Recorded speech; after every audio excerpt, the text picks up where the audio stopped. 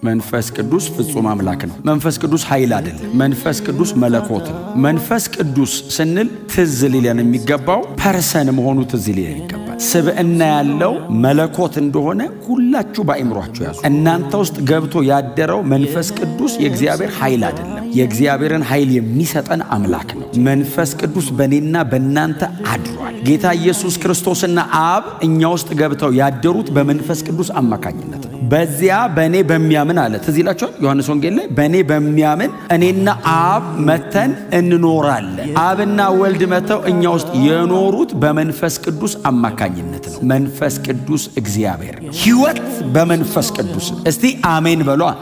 ልንገነጣጥለው አንችልም። ያለ መንፈስ ቅዱስ በጣም ጥንቅቅ ብዬ ልኖር እችላለሁ።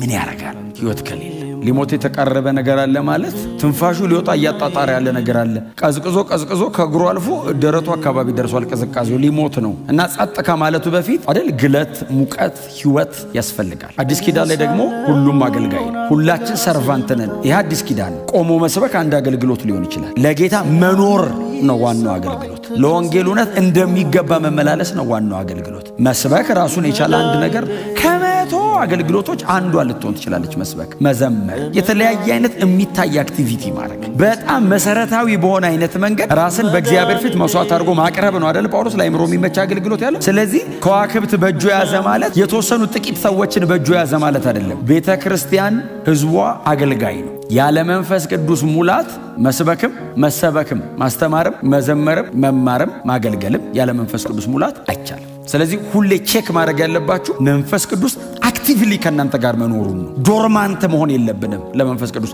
ቅዝቅዝ ያለን መሆን የለብንም። ሁሌ ፈርቨንት የሆነ ስፒሪት የሚነድ መንገድ ላይ ስትሄዱ በልሳን እየጸለያችሁ ቁጭ ስትሉ በልሳን ጸልዩ። ይመልስሃል። ከሳትክ ከደከምክ ብድግ ያደርግሃል። ከጠፋብህ እንደገና ውል ይሰጥሃል። ጭልምልም ሲልብህ ፍንጥቅ ይልልሃል ብርሃን። ጎናችሁ እርሱ በመንፈስ የምትቃጠል ሁን በሉት። የተቃጠል ኮንሴፕት ቆንጆ ስለሆነ ነው። በመንፈስ ተቃጠሉ ማለት ተርበል ብቻ እኮ አይደለም። ተር ስትል ይበላሃል፣ አንተ ትጠፋለህ ማለት ነው። ክብር በባህሪው ኮንሱመር ነው። የእግዚአብሔር ክብር ሲመጣ አትጠጋኝ የሚል ለምንድን ነው? ጠልቶ እኮ አይደለም፣ ይበላሃል ከተጠጋኸው። ጥርግ ስለማድረግ ራቅ በል ይላል። ሩቅ ተራራ ላይ ሆኖ አትጠጉኝ ያለ እግዚአብሔር ነው ገብቶ ያደረው ተራራ ላይ ነው። እና የነካ ይሞታል አለ። የቀረበኝ አይደለም ተራራ፣ እኔ የምወርድበትን ተራራ እታች እዛ እንጦጦ ላይ ቢወርድ እግዚአብሔር እታች ማለት ነው። እታች ወርደ እዚህ 6 ኪሎ አካባቢ ብትገኝ ትበላለህ እኮ። እግዚአብሔር እንጦጦ ላይ ለወረደው እምትቆመው የት መሰለህ? እዚህ 4 ኪሎ አካባቢ ቆመ። ባሩቅ መስቀል አደባባይ ቆመ። ቅዱስ ቅዱስ እምትለው እግዚአብሔር አንተ ውስጥ ገብቶ ሲያድር ተፈልገ ራሱ አትገኝ። ክብር ለኢየሱስ ይሁን።